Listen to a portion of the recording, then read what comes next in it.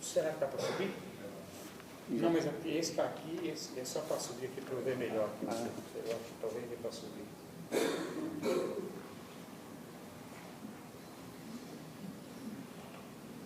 Opa, legal. Tá, só afastar agora para cá.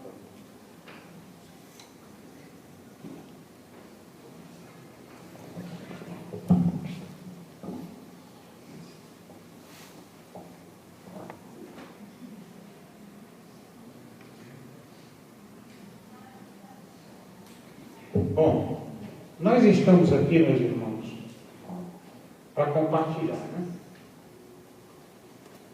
Eu não sou o blam blam blam dessas questões. O que me fez me preocupar com isso foram situações. Um dia a gente estava conversando no conselho da igreja e a gente estava vendo como é que está a situação de muitas famílias.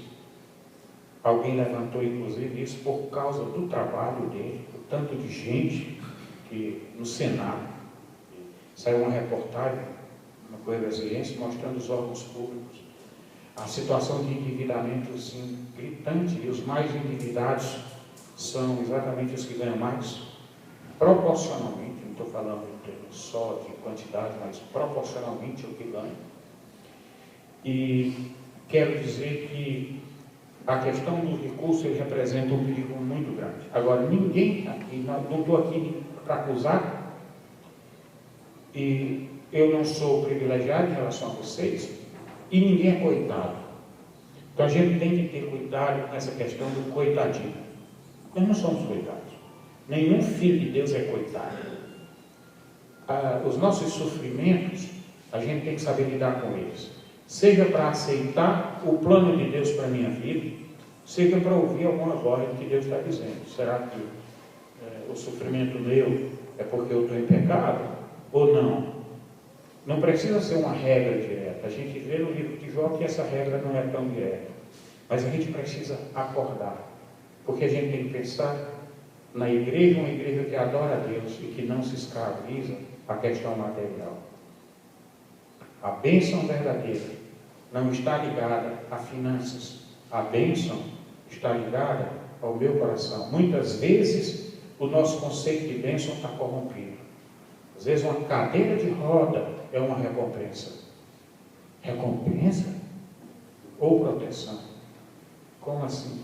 Às vezes é o que impede a pessoa se perder.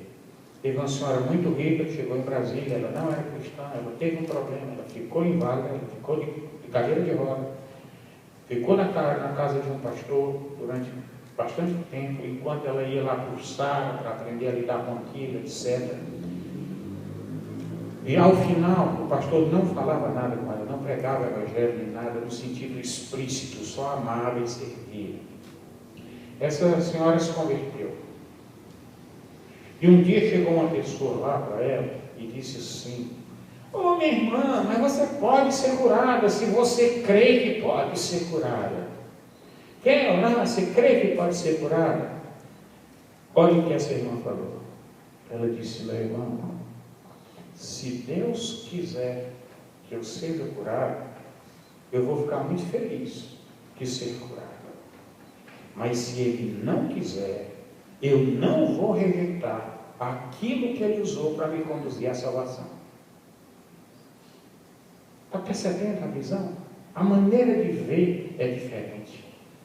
É sob a visão da eternidade. É sob a visão de quem olha para a história e não quem olha para o conforto momentâneo, ilusório, uma imagem que a gente quer montar de nós mesmos.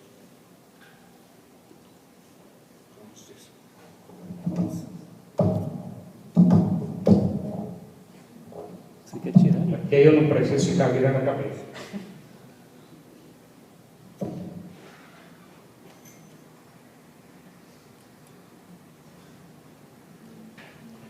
Uma outra coisa, meus irmãos, tudo que a gente vai falar aqui vai ser com base na Bíblia.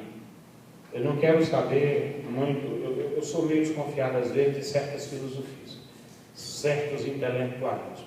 Outra coisa que eu gostei muito do texto que o Fernando leu, é que quando ele leu o texto de Samuel, ele não saiu alisando, escolhendo só os textos politicamente corretos. Tem que ler o que tem que ler. Acabou. Hoje em dia, tudo que é meio político, mas como matar crianças, velhas, esse negócio todo. E aí a gente começa a engolir os textos bíblicos, porque tudo aquilo que a gente acha que não é conveniente, a gente descarta. Não, vamos acabar com isso. Vamos ver o que tem que ser dito. Não é? Qual é o contexto em que a gente vive? O contexto em que a gente vive é um contexto onde o cristão é um ET. Não é? Uma vez a minha filha, quando era adolescente, na escola, ela disse: pai, eu me sinto um ET. Eu digo: minha filha, você tem um privilégio. Todas as pessoas têm problemas. Seja qual for o problema, ela tem um problema. Às vezes é um problema em casa com o lar, o relacionamento dos pais, qualquer coisa. Você, pelo menos, escolheu.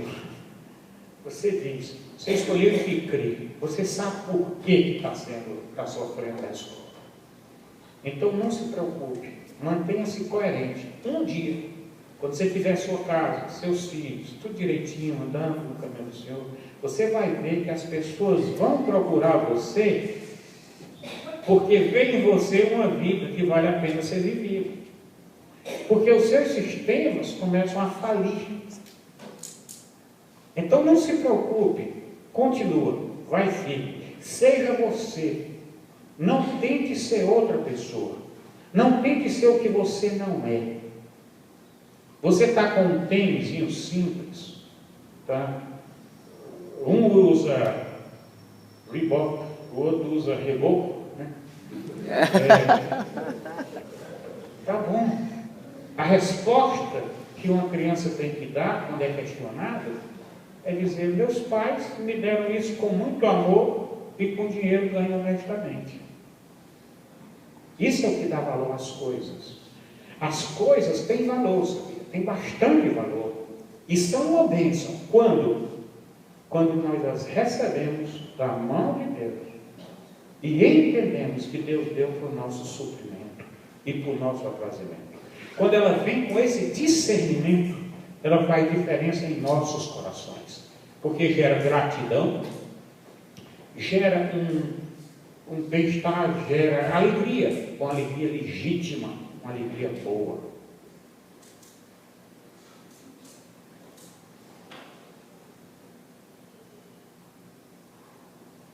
Nós vamos também nos tratar e vamos ter alguns passos para a gente tentar mudar algumas coisas na nossa vida. Às vezes não é nem mudança necessariamente operacional, mas é mudança na maneira de ver as coisas. Essa preparação, quando a gente estava lá no conselho, que o pessoal pediu para eu preparar alguma coisa para apresentar para famílias, para a vizinhança lá da igreja e tal, como um serviço da igreja à comunidade, eu fiquei pensando, eu digo: olha, nós estamos cheios por aí de tratamento da questão financeira de uma forma contábil, de uma forma de fazer conta. Eu acho que a maioria das pessoas sabem fazer conta. O problema está na cabeça. Na maioria dos casos. O problema às vezes não está em saber fazer conta e gastar. Às vezes está na maneira de ver aquilo. Então, diga, é nessa linha que eu vou tratar. Então, nós vamos ver os nossos problemas. Sob essa visão, cada um procura identificar a sua vida, os seus problemas. E então, vamos ver como atacá-los. E a gente vai ver que passos a gente pode dar numa direção.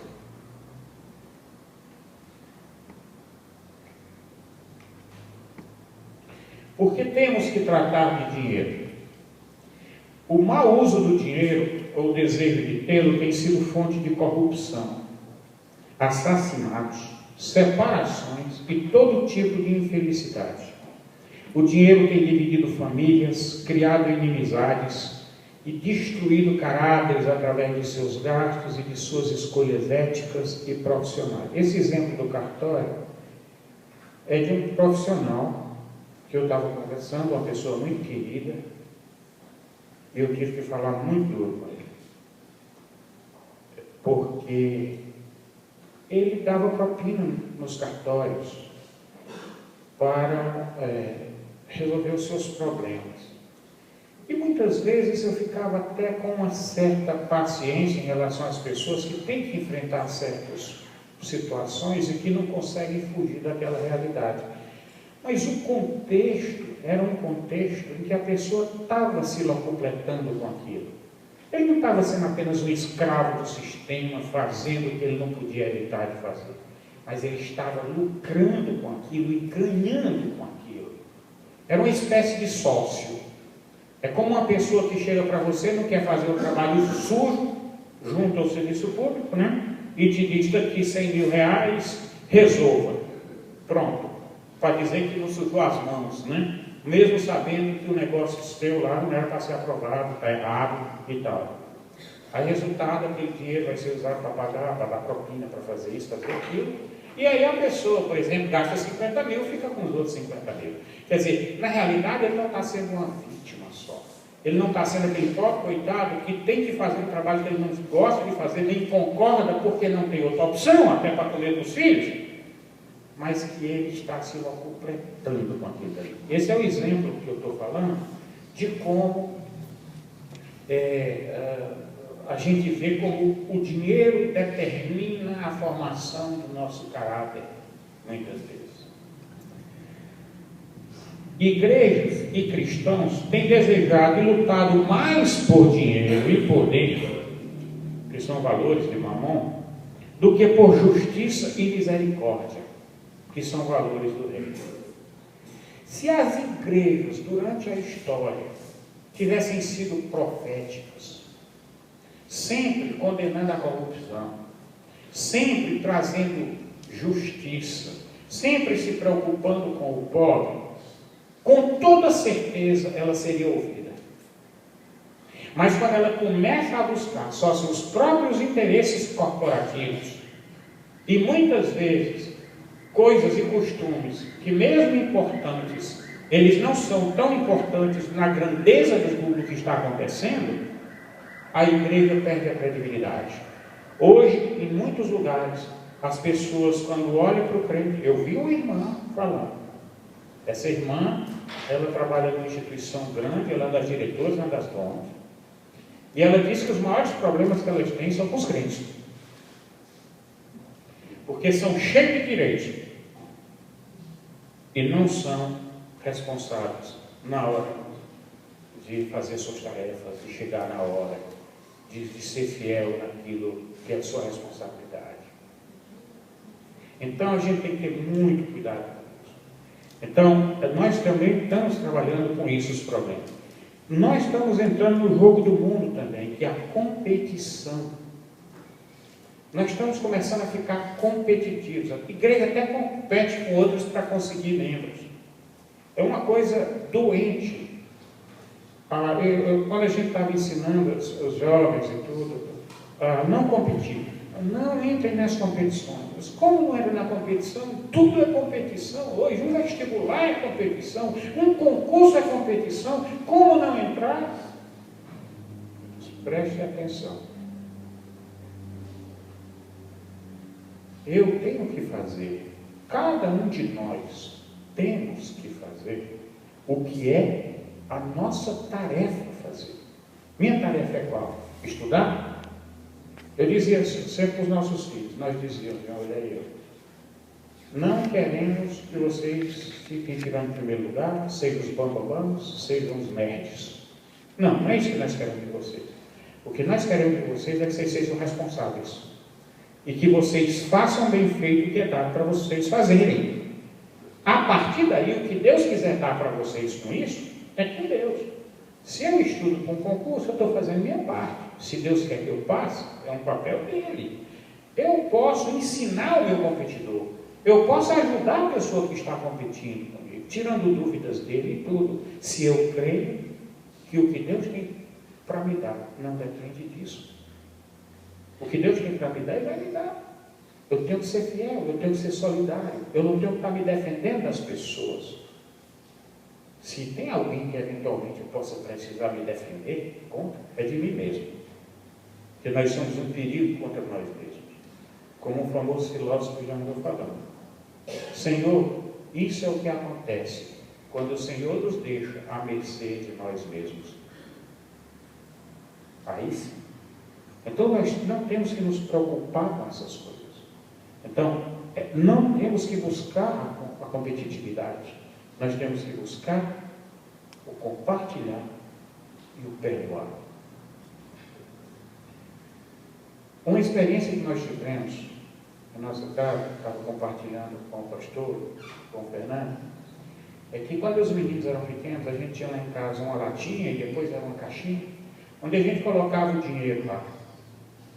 E os meninos tiravam quando eles precisavam e devolviam o troco. Para que isso? Para aprender a confiança e aprender a respeitar os outros, que nós somos parte de uma comunidade, nós somos parte de um corpo. E um corpo, uma célula que puxa as coisas para si o tempo todo, quem é médico sabe que tipo de célula é essa. É uma célula cancerosa. Então nós não podemos ser esse tipo de célula. Nós somos parte do corpo. E o corpo espera que nós demos a nossa parte. Uma outra coisa, a inveja tem sido mais comum do que nos alegrar com o que os outros recebem. Uma vez, nós temos 4 filhos. Quando eles eram pequenos, cabiam os 4 no banco de trás, não era obrigado a levar cadeirinha naquele tempo. Aí, então, um recebeu alguma coisa que eu não me lembro o que foi, e outro queria também. Aí eu disse assim, aqui em casa são 2 pesos e 2 medidas. Eles, como assim 2 pesos e 2 medidas? Eu disse, vocês não são soldadinhos de chumbo. A necessidade de um não é a necessidade de outro. Vocês têm que aprender a se alegrar com a alegria do outro. Se você se alegrar com a alegria do outro, você sempre vai ter razão para estar alegre. Mas se você começar a cobiçar o que os outros têm, você terá sempre motivo para estar triste. Porque o vizinho sempre vai ter um vizinho que tem algo que você não tem. Então você vai ser um eterno insaciável. Uma pessoa que nunca vai ficar satisfeita na vida, porque você vai estar competindo, você tem inveja. As festas de casamento cada vez mais sofisticadas. Por quê? Porque não pode ser, porque a da minha amiga que foi antes, eu não posso ficar para trás. A minha festa tem que ser mais bonita do que a da minha amiga. Isso é uma escravidão. Às vezes a pessoa gasta no casamento aquilo que dava para dar de entrada num apartamento do casal viver. É uma irracionalidade. Eu vi no caso do aniversário de uma criança de 1 ano. A festona vai dizer que isso é para criança de 1 ano. Você sabe por que a criança se apegou e não queria largar? Com os papéis que embrulhavam os presentes.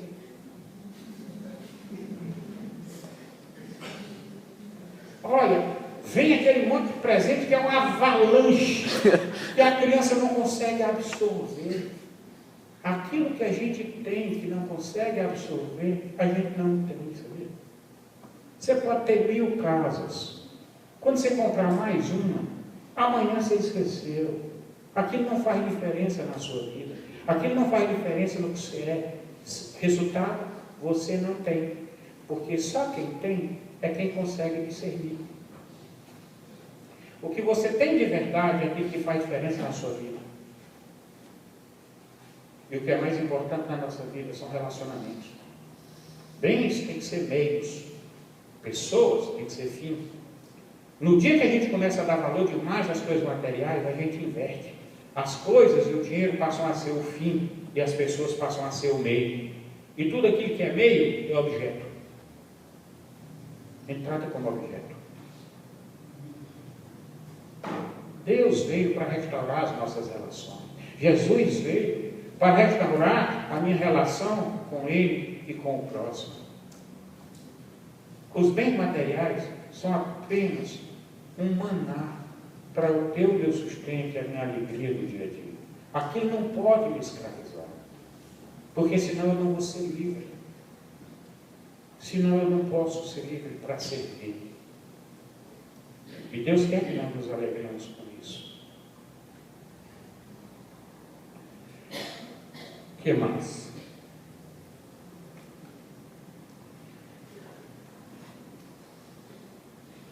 O dinheiro, uma outra razão que nós temos para conversar aqui é que o dinheiro tem sido um fator desagregador. Né? Nós já falamos das relações, mas um fator desagregador. Ele divide as pessoas. Quantos casais têm orçamentos separados? Esse é o meu dinheiro, se você quiser eu te empresto. Conheço um casal em que um deles tem uma vida completamente independente, o outro não quer nem saber, porque se protege, porque o outro é muito gastador, e a pessoa se protege. Isso é uma relação, onde é que se pode dizer que isso é ser um? Onde é que pode dizer que os dois são um só numa relação dessa? Eu não estou falando, às vezes, de casal que um paga algumas coisas, outro paga outras, por questões puramente de organização. Não estou falando desse tipo de coisa. Eu estou falando é de espaço mesmo, é de território. É dizer, isso aqui é meu, isso aqui é seu. Da vez passada comprou o que você quis, agora é a vez de comprar o que eu quero. É esse tipo de Babel que gera desentendimento, que gera mágoas, que vai acumulando coisas, até que um dia a relação perde vida, se quebra, porque não existe algo em comum. Já vi um cristão dizer o seguinte: o que mantém as pessoas unidas não é o que uma faz pela outra, mas é o que elas fazem juntas. Ou seja, tem uma agenda, o que é comum, o que é de um é do outro. Essas coisas têm muito mais importância do que o que a gente pensa. A gente pensa que a questão dos afetos estão separadas dessa relação de como administra os bens materiais, mas não, eles têm ligação. Um comunica com o outro. Se os afetos estão sadios, ele começa a santificar as relações materiais. Se as relações materiais são solidárias, de confiança, ela também realimenta os afetos. Essas coisas se comunicam. Não é uma coisa só separada. Sabe uma coisa que você pode observar, se quiser? Pouquíssimas pessoas que têm crise financeira têm, na sua vida, fatores que agregam, como humildade, longanimidade, domínio próprio, temperança. Essas pessoas geralmente não têm isso. E por causa disso, a vida começa a se desagregar. Trabalhando com um casal que estava numa crise financeira, numa crise conjugal bem grande, e o pessoal queria que eu trabalhasse com a parte financeira do casal. Eu disse, não. Primeiro, eu vou trabalhar no próprio casal, no próprio sentimento, na própria cabeça deles. O que é que eles pensam da vida? Se eles quiserem realmente tratar, de verdade, porque tem muita gente que vem pedir ajuda nessa área, mas na realidade a decisão deles já está tomada. Eles estão só fazendo um jogo de cena. Ali já está com favas contadas, né? O cara chega aí pelos 50 anos, 50 e tantos anos, eu estou perdendo o tempo, não vai dar tempo de recomeçar, então eu tenho que dar um jeito de cair fora agora. Então, e de repente vem para a gente procurar, né, ajuda, quando você vê que não está procurando ajuda coisa nenhuma. Aquilo daí a decisão já está tomada. Então, muito bem, não vou trabalhar com dinheiro agora. Vamos trabalhar primeiro na questão da visão, das relações. O dinheiro, quando as relações tiverem uma visão correta e começar a curar, você vai ver como o dinheiro vai ser mais fácil. Mas ninguém pode fazer um planejamento para valer quando os relacionamentos estão todos destruídos. Qual o planejamento financeiro que vai funcionar numa casa onde Babel reina? Difícil.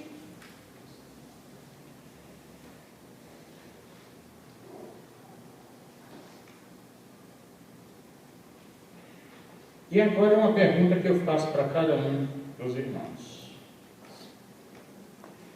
Por que estamos aqui? Bom, mas todo domingo eu venho. É uma boa resposta. Todo domingo eu venho, é por isso que eu estou aqui. Então, mas uma coisa que eu queria realmente chamar os irmãos a fazer, eu sei que Talvez eu esteja chovendo no molhado. Mas nós precisamos aprender a ser honestos com Deus. A chegar para Deus e dizer exatamente qual é a minha intenção. Senhor, eu estou aqui para quê? Eu estou aqui porque acho que é sadio para mim, para a minha família. Eu acho que isso é bom, que está em comunhão com meus irmãos. A mensagem é importante, mas é mais importante ainda eu conviver com meus irmãos, estar junto dele, educar meus filhos, indo para a igreja. São todas razões boas. E tem outras vezes que não são muito boas as nossas razões. Às vezes a gente está porque está numa crise tão grande e acha que nós vamos conseguir alguma coisa. Nem sempre é uma coisa relacional, nem sempre é uma coisa por amor. Às vezes é simplesmente uma tentativa de escapar de uma situação difícil. Claro que tem sua validade isso também, mas não é o melhor dos motivos. Né? Quando a gente é movido pela dor, isso não é o ideal. O ideal é ser movido pelo amor, pela consciência cristã, desse tipo de coisa. Eu queria mostrar uma coisa para vocês aqui, é que a gente não vai poder esquecer, tá, pessoal? Olha, não esqueça. Não esqueça. Ao sairmos daqui, talvez em menos de uma semana, nesse caso um mês, né, que a gente vai ficar falando aqui um mês, tudo que ouvimos aqui e que concordamos vai parecer distante, irreal, como uma coisa que não é para nós. Não é assim que acontece na maioria das vezes? Se eu uma palestra, se eu uma exposição, por melhor que seja, nós não conseguimos puxar aquilo para a minha vida real, para a nossa vida real. Nós não conseguimos. Hoje está acontecendo uma coisa no mundo que é uma separação impressionante entre aquilo que eu vejo e concordo com aquilo que eu faço. A gente vê uma palavra maravilhosa, a gente vê algo na TV e é isso mesmo, aqueles programas sobre ecologia, sobre isso, é isso mesmo. E aí? Você não é capaz de se enxergar, não? De olhar para os lados, de ver como aquilo tudo que foi dito, ou até apresentado no programa da TV, está te enquadrando, está sendo profético contra você mesmo. Que se você olhar a sua vida, você vai ser enquadrado como bandido dentro de todo esse programa de faroeste. E, portanto, que cabe a você dar algum passo na direção de mudar. Mas não, a gente acha muito bonito, mas parece que não é com a gente. Mentiras, espertezas, até questões ecológicas. Não é com você? Um dia eu estava andando com minha neta, brincando, levando assim para ela caminhar, ela viu os passarinhos no chão, ela com 2 anos e meio, 3 anos, 2 anos e meio, 3. Aí correu para cima dos pássaros, com a intenção de espantar mesmo. Aí eu disse, meu amor, não faça isso. Por que não? Porque você já imaginou se um homem grandão corresse para cima de você? Você não ia ficar assustada? Pois é, o passarinho é do mesmo jeito. Você para ele é muito grandona. Você corre para cima dele, ele se assusta. Se você se aproxima dele com cuidado, ele não vai fugir de você. Aí ela pensou e disse, quando eu tiver 4 anos, eu vou aprender a não correr atrás dos pássaros. Olha lá a noção de pecado. Tudo bem, é errado, mas eu não vou aprender agora, né? Só daqui a 1 ano, né? Agora não, né? Eu preciso me divertir um pouco, né? Quer dizer, é a noção de uma criança, tão pequena. Então, se a gente não acordar para isso, como é que nós vamos passar isso para os nossos filhos? Nós precisamos fazer o que o Deuteronômio diz a respeito dos nossos filhos. Sentar com eles, conversar, contar histórias. Nossos filhos não estão pedindo para a gente ser perfeitos. Eles estão pedindo para a gente ser honestos e para amá-los. É impressionante a capacidade que os filhos têm de perdoar quando eles percebem que são amados. O que uma criança não perdoa é se sentir desamado. Então nós temos que entender que quando nós chegamos aqui, a gente tem que aprender a ser honesto com Deus. Deus, eu estou aqui para botar minhas finanças em ordem. Bom, isso pode ser até um subproduto depois. Mas a questão não é essa. Senhor, eu vim aqui para aprender, e se for o caso, e eu me identificar numa situação que não é bíblica, eu me arrepender e mudar. Essa é uma intenção assim que a gente pode apresentar para Deus e que Deus apoia totalmente, sem erro. Essa erro não precisa ter dúvida. É vontade de Deus.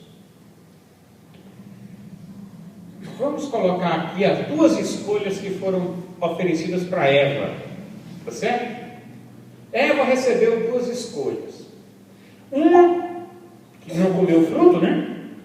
E por quê? Porque depender, aprender a crescer com Deus. Eu vou falar um negócio aqui, meus irmãos, não é doutrina, portanto não me acuse de herege, tá? Por favor. O que eu estou dizendo é o seguinte: eu desconfio, não está na Bíblia, por isso que eu estou falando, eu desconfio que se Eva não tivesse pecado, e Adão, e continuasse aprendendo de Deus, andando naquele jardim, como é que eu uso essa planta? Arsênico, se você tomar é veneno, mas se você usar num chazinho, pode ser remédio. E assim usar cada coisa, até eles irem crescendo, ganhar estrutura, ganhar maturidade, até que um dia eles tivessem condições de reconhecer o bem e o mal sem se corromper. Podia ser que nesse dia eles chegassem à estatura da maturidade, Deus dissesse: agora sim, vocês podem comer a árvore, porque agora vocês não vão se corromper. Agora vocês têm estrutura. Você não pega um recém-nascido e dá feijoada. Você vai dando para ele à medida que ele vai crescendo. Da mesma forma, Adão e Eva estavam ali no princípio, começando a aprender. Eu sempre gosto de dizer o seguinte, que se Deus mostrasse para nós, de uma vez assim, claro, todos os nossos pecados e quem nós realmente somos, nós iríamos nos enforcar e teria suicidado, porque seria desesperador. Porque Jeremias diz: enganoso é o coração do homem, desesperadamente corrupto, quem não conhecerá. Mas ele vai mostrando os nossos pecados devagarzinho, ele vai tratando a gente como um bebê, e vai crescendo, para a gente ir crescendo e aprendendo.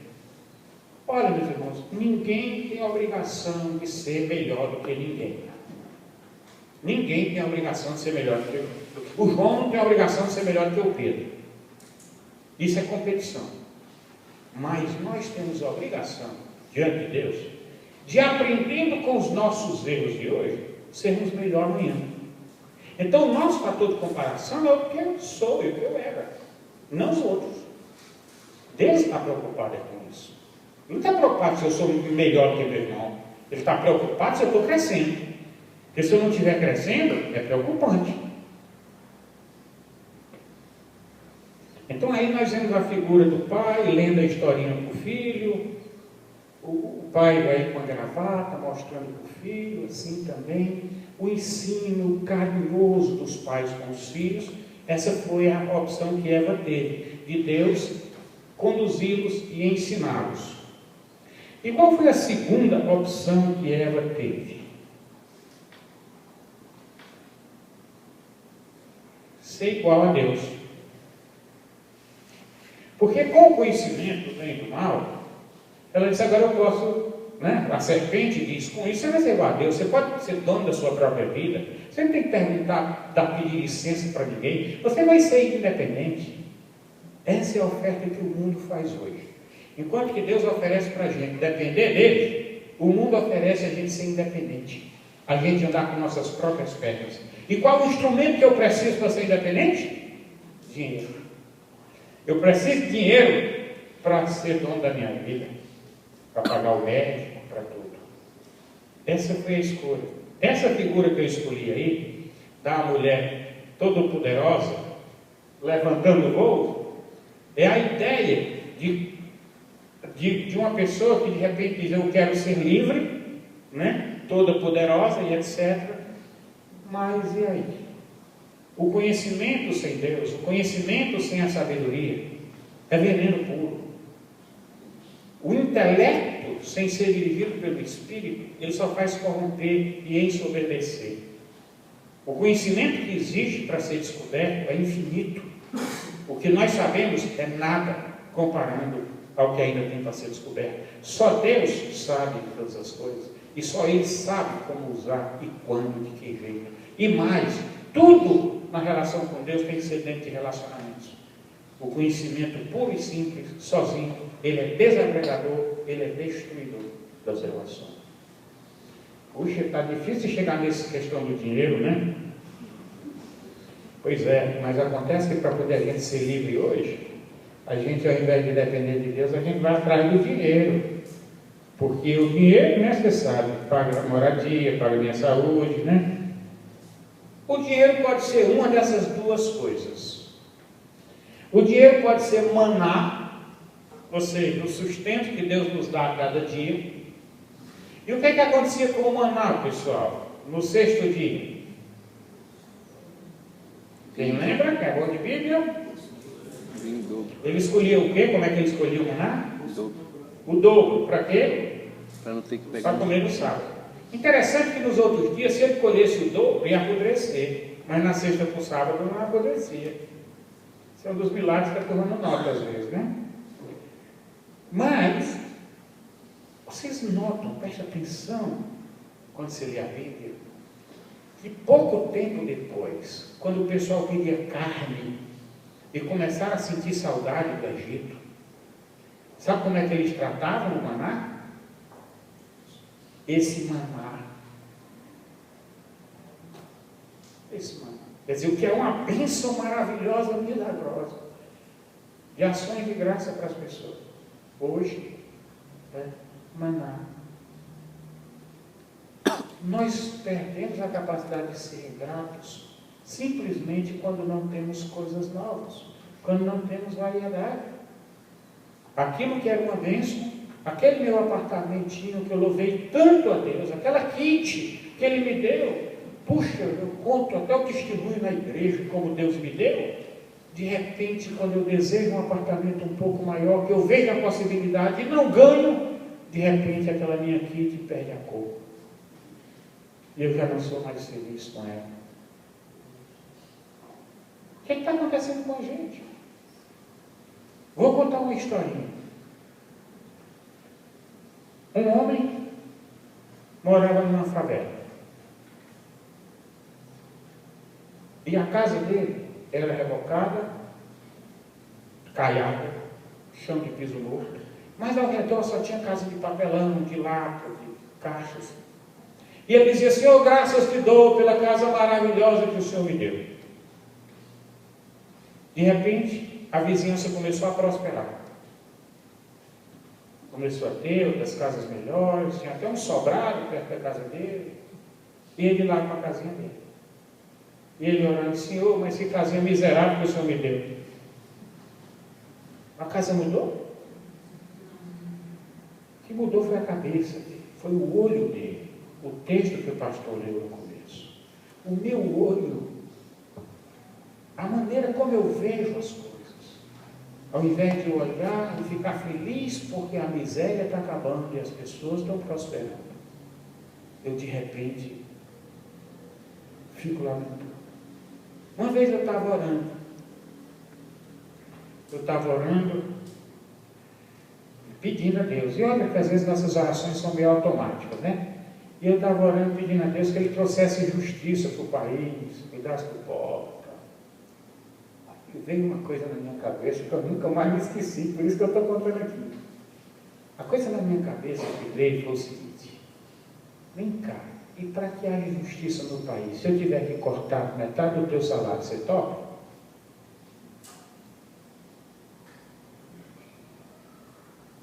Ficou bom isso para eu meditar, para eu ver a autenticidade das minhas orações. Até que ponto eu estou disposto a pagar o preço para que Deus faça aquilo que é justo, aquilo que é bom. A nossa vaidade, até no meio eclesiástico, um dos grandes problemas, tentações e perigos que os pastores passam, muitas vezes, maior até do que esses apedrejamentos, perseguições, é a própria tentação de usar o seu poder que ele tem de púlpito e de gabinete pastoral em proveito próprio. Manipulação das pessoas, conseguir alguns benefícios. Isso é uma das tentações. Quando o ideal, dentro de uma percepção sadia do nosso coração, é que mesmo sendo fiéis na nossa missão, mesmo assim, nós ainda fôssemos o menor de todos. Porque isso significa que a igreja está toda sadia. A pior praga do mundo é eu querer ser o melhor expositor do mundo. Porque o que eu quero dizer é que se eu olhar honestamente para todos os meus pecados e ainda assim eu sou o melhor, eu vou te contar que a igreja está doente demais. Está percebendo a armadilha? A armadilha. Mesmo com todas as nossas falhas, nós queremos ser os melhores. E condenando o mundo inteiro a ser pior do que a gente, ao invés de a gente procurar que os outros sejam melhores, para que a gente também melhore.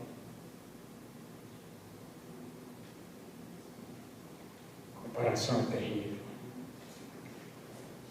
Nosso olho, eu vou te contar, não é à toa que Jesus manda arrancar. A segunda opção, o dinheiro pode ser mamon. Em vez de ser maná. Que é a característica de mamon? Alimenta a vaidade, o ego, necessidades fictícias que a gente não tem. A gente nunca viu um treco. Nunca viu. No dia que a gente vê, a gente diz, eu preciso disso. E o que você fazia até ontem? Né? Aliás, é a mesma coisa que eu penso às vezes com a nossa fé, sabia? Uma vez eu estava conversando com as pessoas sobre isso. Pessoas chegando pelos 50 anos, começando a revisar a sua fé. Né? Eu fiquei pensando, vem cá. Se você acha que há 20 anos atrás você estava imaturo, não estava vendo as coisas direito, e por isso que agora você está mudando, quem te garante que daqui a 20 você também não veio a você agora como imaturo e vai mudar de novo?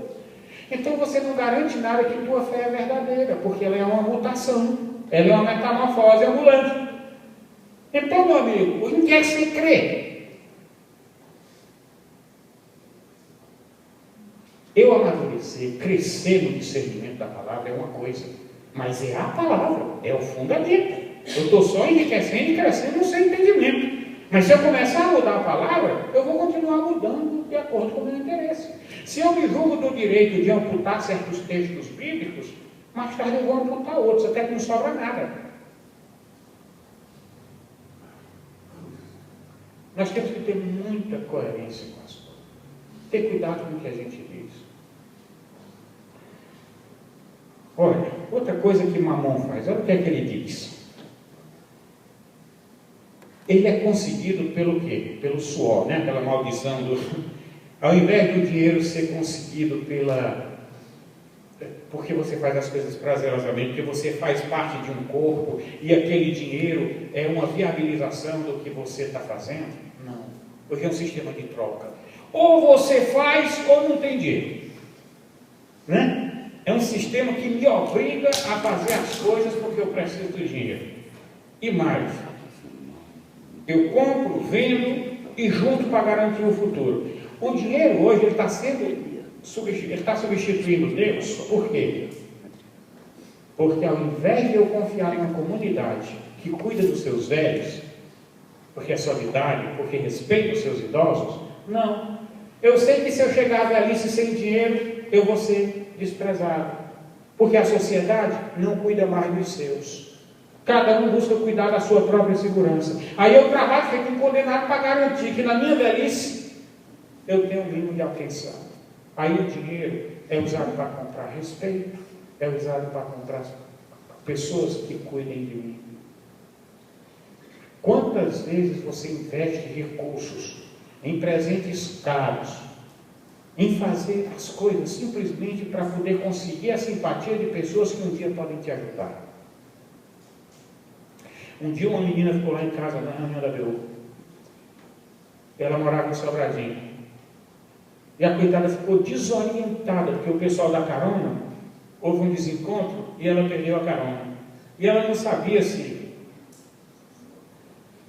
Aí eu fiquei olhando assim, olha o que é que veio na minha cabeça. Eu disse, se essa pessoa fosse filha de uma pessoa rica, eu não teria dúvida, né? O que fazer?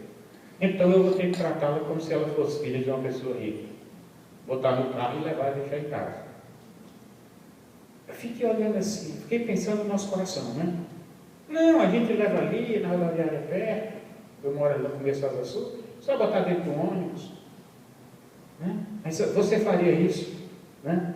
Eu não estou condenando quem faz isso quando isso é feito de forma legítima, limpa, sem má intenção. Não é o ato em si que eu estou falando, é a intenção. É o tratamento diferenciado que a gente dá para as pessoas de acordo com o seu estado social. Ontem eu fui a um aniversário de uma pessoa que é famosa. Eu gostei muito desse aniversário. Por quê? Porque essa pessoa, apesar de ser famosa e ter muito conhecimento influente, ela conversou com praticamente tudo que é presidente da República que teve, desde o tempo do Sarney, do Collor. Essa pessoa convidou pessoas humildes. A fé dela foi confessada abertamente na festa, mesmo para as pessoas que eram amigos, trabalho, que não eram cristãos. E eu digo, não esconde a fé e nem discrimina os menores.